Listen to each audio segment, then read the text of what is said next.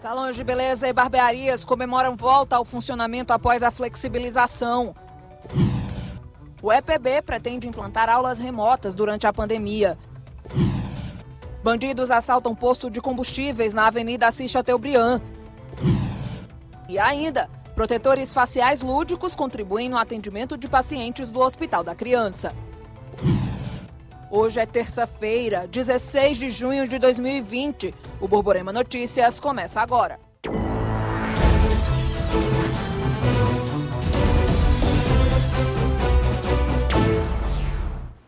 Olá, boa noite. A gente abre esta edição do Borborema Notícias mostrando que mais de 100 famílias invadiram um terreno localizado na Avenida João Valeg, no Distrito Industrial de Campina Grande. Elas reclamam que nada é construído no local e que está cada vez mais difícil pagar aluguel. Era por volta de 7 da manhã quando uma máquina fez a limpeza do terreno, que fica no final da Avenida João Valeg, no Distrito Industrial. Só que não demorou para que a população voltasse a fazer a demarcação da área, dividindo o terreno, que fica em uma extensão de mais de 500 metros, em lotes de 7 metros de frente por 15 metros de fundo. Segundo essa mulher, são cerca de 150 famílias que fazem parte do grupo de moradores da região que pretende se instalar no local. Todos com suas moradias de aluguel, com uma pandemia dessa, falta de serviço, falta de oportunidade, entendeu? Esse local está aqui terminando a pista. Esse lado está vazio, cheio de lama. Muitas das vezes é porque eles passaram a máquina e tiraram o lixo, mas cheio de lixo, entendeu? Então a gente queria algo pacífico. Esse mecânico quer um terreno para abrir uma pequena oficina porque não está conseguindo pagar o aluguel. Nós pagamos R$700, nós estamos entregando um ponto que a gente não está com condições de pagar mais o aluguel. Então, assim, a única forma foi, a gente viu um espaço que é público, eles prometeram em fazer uma praça, não fizeram. Faz 20 anos que eu moro aqui e só promessa. Segundo os moradores, construções como a que eles querem fazer já foram feitas em outras partes do terreno. Edivan quer um local para construir uma casa para ele. O homem ficou com uma deficiência após ser atropelado por um caminhão de lixo. Ele recebe um auxílio-doença e diz que o dinheiro não dá para muita coisa. Eu pago o aluguel de R$400 por mês, né? E quando eu vou pagar uma conta e outra, tem meses que passa até necessidade em casa, sem ter o que comer, né? Então a gente eu resolvi invadir também um pedacinho de terra para ver se eu consigo ganhar um quartinho, né? Para fazer um quarto para mim. Maria de Fátima é catadora de material reciclável e a revolta dela é porque nada é construído no local. Enquanto isso, o aluguel dela está atrasado há mais de um mês. Vocês pagam quanto de aluguel? R$300 de aluguel. Faz 1 mês e 15 dias que a gente não paga aluguel. Tá entendendo o que a gente quer, gente? A gente não está invadindo casa de ninguém aqui, não. A gente apenas quer um pedaço de chão pra gente. Se a gente não puder construir aqui, pelo menos que o prefeito nos ajude com um apartamento ou com uma casa no Aloysio Campos, porque a metade das pessoas aqui tem a inscrição. A catadora promete trabalhar de dia e de noite para construir a casa dela, caso o município faça a doação da área. A gente não quer fazer barraco de papelão, não. Porque eu garanto, se ele chegar hoje aqui e dizer assim, quem mediu vai levantar, pode levantar de tijolo. Eu passo dia e noite catando reciclagem, mas eu levanto meu vão de tijolo. Em nota, a Secretaria de Obras comunicou que a invasão de terrenos públicos é totalmente ilegal. Diante disso, a SESUMA e outros órgãos fizeram uma limpeza no local e retiraram os objetos colocados pelos invasores. A Secretaria ainda informou que nesta área será construída uma praça de lazer. A Secretaria de Obras dispõe de um telefone para denúncias de invasões. É o 3310-6115.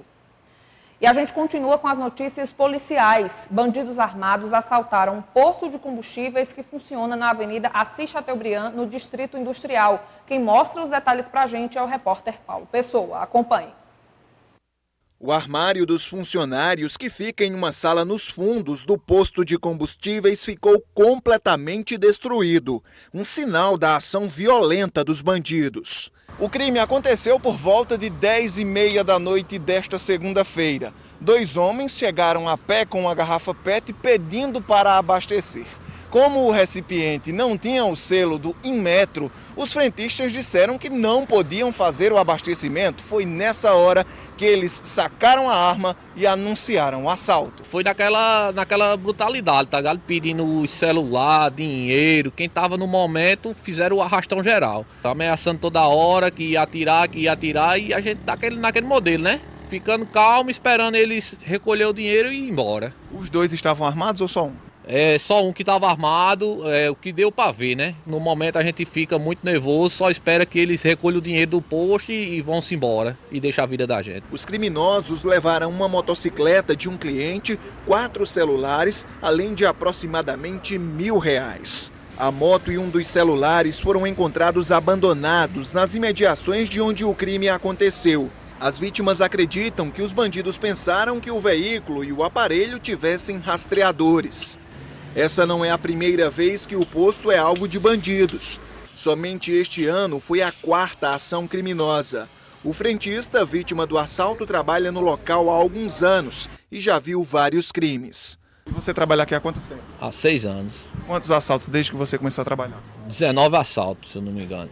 Pai de um filho de menos de 2 anos, ele disse que trabalha porque realmente precisa, mas convive diariamente com o medo. A gente vem trabalhar porque a gente tem família, né? Eu tenho um filho pequeno, eu penso nele toda hora, tá vendo? Mas é aquele negócio, a insegurança é constante.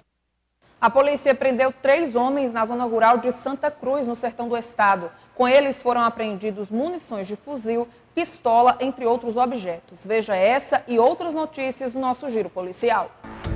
Em Santa Cruz, no sertão, munições de fuzil, pistola e outros apetrechos foram apreendidos pela PM.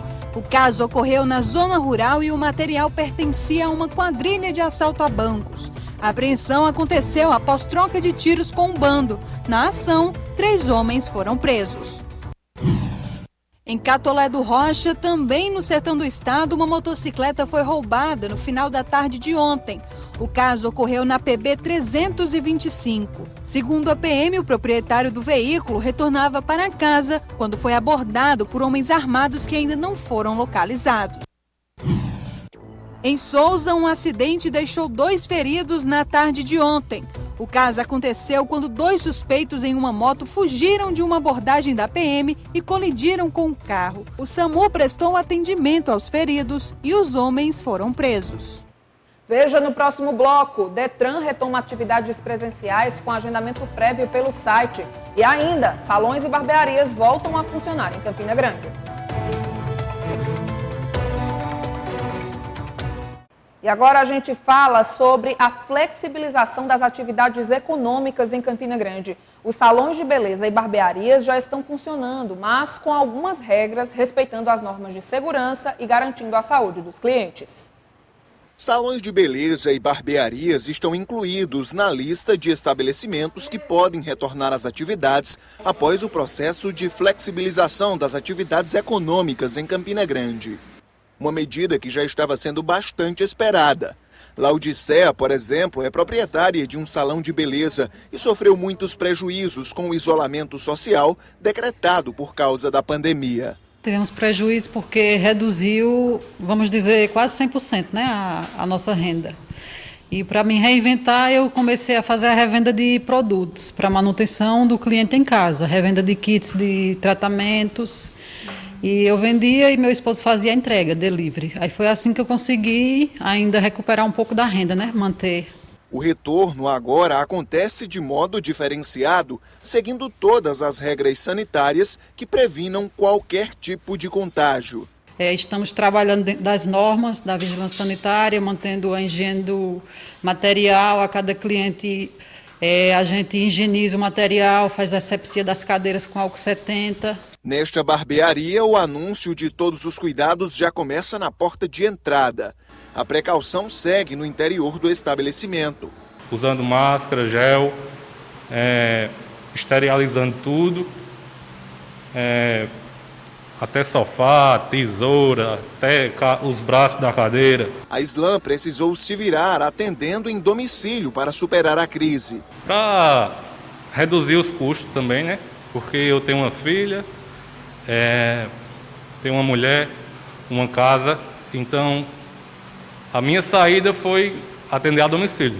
A expectativa da CDL do retorno das atividades econômicas da cidade é positiva. O momento agora é de se reinventar e superar o momento difícil. Tantos micros e médios empresários vieram sofrendo nesses últimos 80 dias sem gerar nenhum rendimento e, de fato, essa retomada, esse novo normal, vem para construir também esse novo empresário e uma nova concepção. E o Detran retomou os atendimentos presenciais nesta terça-feira, mas com agendamento prévio pelo site. O repórter Marcos Vasconcelos traz as informações. A primeira Ciretran, que fica aqui em Campina Grande, vai voltar a fazer atendimento ao público a partir desta quarta-feira, mas apenas por agendamento. Serão realizados 80 atendimentos por dia, de 7h30 da manhã até 1h30 da tarde. Os serviços presenciais serão os seguintes: transferência de propriedade de veículos da Paraíba e de outros estados, segunda via do certificado de registro de veículos, o antigo DUT, liberação de veículos apreendidos, entrega de carteira nacional de habilitação, solicitação de placas, primeiro emplacamento, baixa implantação de gravame, renovação de licenciamento de veículos de carga, instalação de placas de processos já concluídos e vistoria. Os outros serviços continuam disponíveis apenas pela internet. Para ter acesso ao prédio da primeira Ciretran, os usuários terão que usar máscaras e o pagamento só pode ser feito fora do local. O agendamento deve ser feito através do site www.detranpb.gov.br. Marcos Vasconcelos para o Borborema Notícias. A Universidade Estadual da Paraíba está estudando a possível adesão a aulas não presenciais durante a pandemia da Covid-19. A decisão será anunciada na próxima quinta-feira. O reitor Rangel Júnior conversou com o repórter Marcos Vasconcelos, que falou sobre o assunto. Nós estamos tentando trabalhar para avaliar quais as condições, quais as possibilidades e quais as necessidades para que professores e professoras possam se preparar, se capacitar para garantir a qualidade do trabalho e o que pode ser oferecido deste modo não presencial, né? Porque nem toda atividade acadêmica, um laboratório de jornalismo, por exemplo, não pode ser feito totalmente remotamente. Um estudo sobre determinado processo que tem que ser feito na rua, tem que ser feito à distância. Agora, talvez fotografia possa. Estou dando um exemplo aqui. Mas uma clínica odontológica não pode ser feita à distância.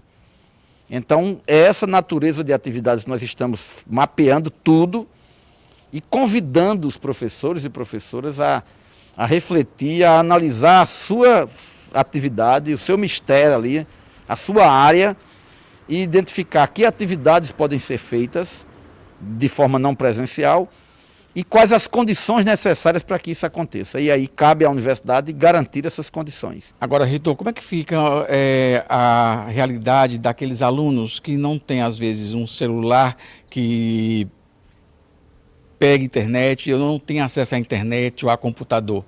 O que é que a universidade pretende fazer em relação a isso?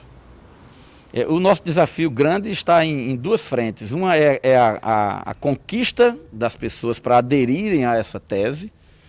Por outro lado, porque há uma resistência na zona de conforto, né? de deixar como está e esperar que tudo passe. Mas há uma adesão enorme dos professores e professoras a uma ideia de vamos descobrir o que pode ser feito. E agora, como fazer? Qualificar professores e professores para desenvolver essa atividade usando a tecnologia como mediadora. E o terceiro passo, que também estudantes, qualificar os estudantes para dominar, para entender como funciona. E o último passo é garantir as condições materiais para que qualquer estudante, todo e qualquer estudante que demonstre que quer fazer a atividade, mas não tem as condições por meio de equipamentos ou de internet, que a universidade garanta essas condições a esses estudantes. E nós estamos trabalhando firmemente para isso. Nós queremos testar todos os limites e se a realidade nos impuser um recuo, que seja a realidade e não a nossa cabeça, a nossa vontade. Ou seja, a nossa vontade e a nossa intenção deve esbarrar somente na realidade e não a gente travar antes de tentar as alternativas. Então estamos buscando todas as alternativas possíveis para cumprir com o nosso trabalho, com o nosso objetivo perante a sociedade. Confira no próximo bloco. Profissionais da saúde usam protetores faciais animados no Hospital da Criança. A gente volta mostrando uma ideia super bacana desenvolvida por médicos e enfermeiros do Hospital da Criança e do Adolescente de Campina. Eles estão utilizando um protetor facial diferente, que quebra um pouco o gelo no atendimento às crianças internadas. Confira na reportagem. Usar máscara, higienizar as mãos com álcool se tornou muito comum em meio a toda essa pandemia do novo coronavírus. Um equipamento que não é tão utilizado assim, mas é muito comum também em ambientes hospitalares, é o protetor de face. Só que no Hospital da Criança e do Adolescente, na tentativa de animar um pouco mais as crianças que estão internadas no local por conta de todo esse contexto de pandemia, foi criada uma ideia que transformou esse equipamento chamado de Face Shield em Feliz Shield. O equipamento ganha colorido e vida a partir dos desenhos que são colados nos protetores faciais. A produção é rápida e acontece no próprio hospital. Em poucos instantes, um equipamento estranho e incomum acaba ficando engraçado. Os pacientes se encantam com os Feliz Shield e o atendimento acontece de forma lúdica e prazerosa. Achei bom. Achou bom? Qual foi a que você mais gostou? Da Mulher da Maravilha. A ideia foi de uma médica que trabalha na maternidade do ISEA, em Campina Grande. Ela procurou essa mulher, que é nora dela e trabalha como designer na Universidade Federal de Alagoas. Então, a partir desse momento, eu desenvolvi alguns personagens, baseados na literatura infantil, para que fossem aplicados na Face Shield. Esses protótipos foram feitos de forma simples e foram enviados para Campina Grande e tiveram uma aceitação muito positiva por parte dos profissionais da saúde. É tanto que o projeto já foi ampliado e a gente já conseguiu algumas parcerias aqui em Alagoas também, de forma que já foram distribuídos para 5 hospitais. O projeto foi bem recebido pela equipe e, sobretudo, os pacientes do Hospital da Criança e do Adolescente. Isso faz com que as crianças mudem o foco e parem de ficar pensando só na doença, só na dor. Isso é muito bacana, porque a gente vê a diferença no atendimento humanizado. E quando a criança é um pouco mais tímida, os próprios pais estão quebrando o gelo e ajudando a transformar o atendimento em algo mais leve e feliz. Distrai a criança e ela fica menos nervosa, para eles poderem fazer o trabalho deles, realizar o trabalho deles, tipo uma colhida de sangue, colocar um soro, e a criança se distrai mais e fica mais feliz. Né, mãe? E é assim, com criatividade e alegria, que os profissionais ajudam a amenizar a dor de crianças que muitas vezes estão internadas há vários dias.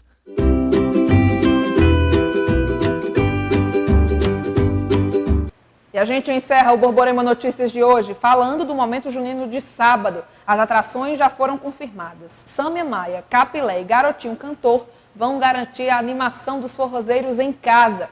A gente volta a se encontrar amanhã aqui na TV Borborema, sempre a primeira. Assista agora o SBT Brasil. Mas antes, vamos relembrar a última participação de Sâmia Maia no momento junino do ano passado. Boa noite.